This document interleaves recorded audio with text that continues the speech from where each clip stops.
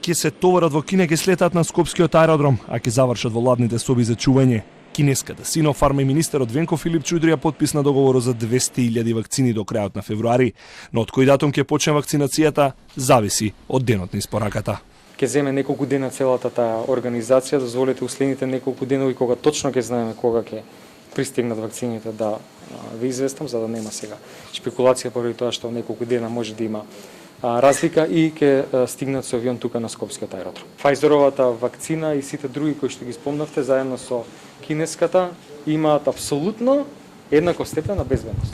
Развиени се на безбедни платформи, нема простор за сомнеж во безбедноста на ниту една од овие вакцини. Отворени сме за апсолутно сите опции. Јас верувам дека после месец март многу подостапни ќе бидат сите вакцини, многу полесно ќе одат сите тие разговори, ќе се зголеми достапноста буквално секаде во Европа.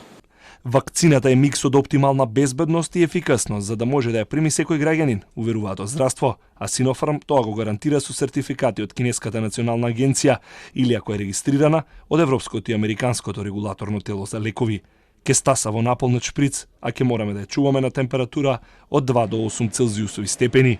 Успешноста процената на 60 до 90%.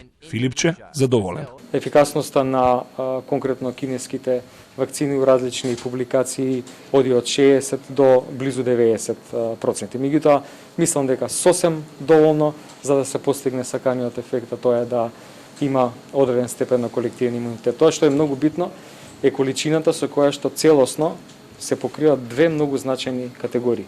Прво здравствените работници, буквално сите, и не само здравствени работници, туку и сите други нездравствени работници кои што работат во здравствениот систем и најризичната категорија на возрастни граѓани со хронични болести.